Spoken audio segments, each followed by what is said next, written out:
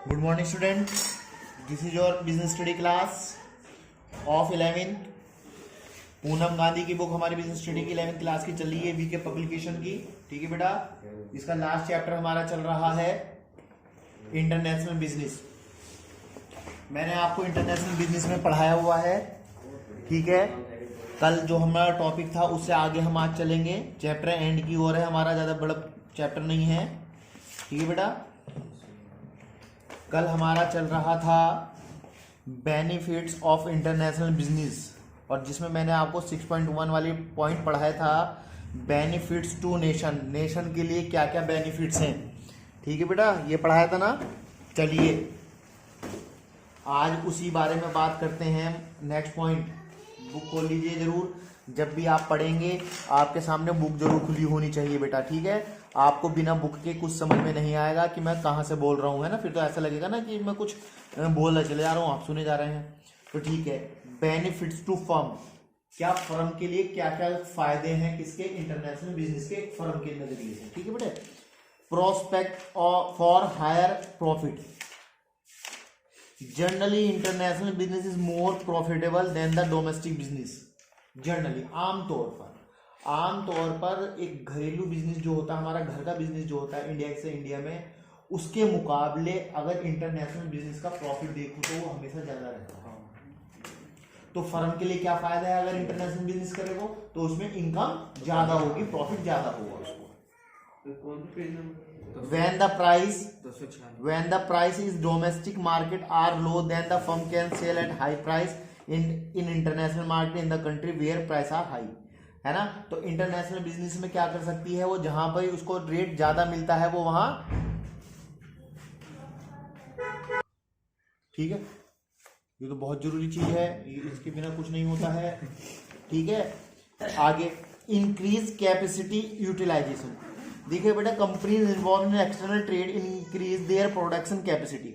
देखिए, जब मैं इंटरनेशनल बिजनेस करूंगा उन्हीं, तो मैं अपनी प्रोडक्शन कैपेसिटी ज्यादा बढ़ाऊंगा नहीं बढ़ाऊंगा। सिंपल सी बात है, जब मैं इंटरनेशनल बिजनेस यानी कि बड़े लेवल पे बिजनेस करूंगा तो वहां मुझे छोटे मोटे दो पेटी तो बनानी नहीं पड़ेगी अपनी मार्केट के, अपनी फैक्ट्री में। कम से कम 50 पेटी, 1000 पेटी, 2000 पेटी बनाऊंगा। ठीक है बेटा, with increase in production capacity these firm can get benefits of large production और economic of scale and reduce the cost of production।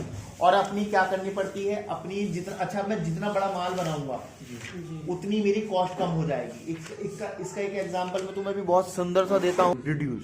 ठीक है बेटा, इससे हमारा कॉस्ट ऑफ प्रोडक्शन रिड्यूस हो जाता है। हम सस्ते, जितना ज्यादा क्वांटिटी में माल आप प्रोड्यूस करोगे उतना हमारा सस्ता बनेगा।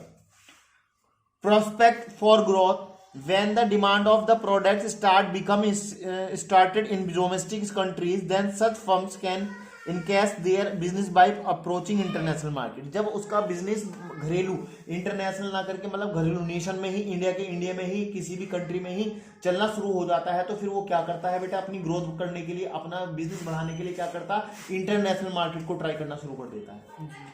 भाई आपका फर्म यहाँ किरतपुर में बहुत अच्छी जम रही है। एक एग्जांपल देता हूँ कि किरतपुर में बहुत अच्छा काम चल रहा है, बहुत बड़ा काम, तुमने पैसा किफायत हो गया, तुम पे अच्छे प्रॉफिट, तुम सोचोगे यार अभी एक अपनी ब्रांच बिजनौर में खोल लो, ये भनेड़ा में भी खोल लो, अकबराबाद में भी जाके खोल लो, एक मंडावर खोल लो। सोचोगे नहीं सोचोगे। ऐसी अगर मैं इंडिया की बात करूँ, एक देश की, अगर मेरा देश में पूरा अच्छा बिजनेस चल रहा है तो मैं सोचूंगा यार अब मेरा इंग्लैंड से भी ताल्लुक होना चाहिए, वहां भी माल बेचूंगा अपना, चाइना में भी बेचूंगा, और पाकिस्तान में भी बेचूंगा, और फ्रांस में भी बेचूंगा, जापान में भी बेचूंगा। सोचोगे नहीं सोचोगे। सिंपल बात है, अगर मुझे अपना ग्रोथ करना है तो। वे out from intense competition in the domestic market, high competitive domestic market. अच्छा एक बात और है भाई साहब, डोमेस्टिक मार्केट यानी कि जो हमारी घरेलू इंडिया है, मतलब ये इंडिया है, इसमें यहाँ कंपटीशन बहुत चलता है। चलता नहीं चलता, क्योंकि यहाँ 10 तरह की कंपनियां हैं एक ही चीज की। मान लो अगर जैकेट लेनी तो 50 तरह की कंपनीज है, चाहे वो नाम सुना नहीं सुना तुमने, कुछ ब्रांडेड है वो बात अलग है ना। तो वो ये कह रहे हैं high competitive domestic market drives many companies to go international in search of market of their products. तो क्या करते हैं, जब यहाँ वो देखते हैं यार कंपटीशन ज्यादा है, यहाँ मार्जिन नहीं मिल रहा, मैंने तो 100 रुपए की बताई थी और इन्होंने बता दी सामने वालों ने 90 रुपीज की वही चीज, तो बेटे मुझे क्या करने आ रहा है, तो प्रॉफिट ही नहीं मिलेगा अगर मैं भी 90 की बेचूंगा। तो मैं क्या करूंगा, दूसरी मार्केट ढूंढना शुरू कर दूंगा कि यार मैंने यहाँ नहीं बेचता, तो मैं क्या इंटरनेशनल बिजनेस की तरफ जाऊंगा, वो मैंने यार इंटरनेशनल मार्केट में बेचूंगा। कहाँ, अगर अन्य देशों को, अन्य कंट्रीज को, अदर कंट्रीज को, तो मैं वहां, तो मैंने क्या किया, अपना मार्केट चेंज किया नहीं किया। तो फर्म के लिए फायदा हुआ नहीं हुआ? जब एक बात तो वो यहीं बेचो जा रहा है किरतपुर में, बिजनौर में, दिल्ली में, और जब मैं बाहर बेचूंगा तो कहीं ना कहीं तो फायदा होगा ही मुझे। हाँ, इम्प्रूव बिजनेस विजन। और बेटे हमारा जो बिजनेस विजन क्या होता है, मेनली क्या होता है, सब ये चाहते हैं आप कोई भी बिजनेस करो, तुम करो, मैं करूँ, कोई भी, सब ये चाहेंगे एक तो बिजनेस में ज़्यादा प्रॉफिट हो।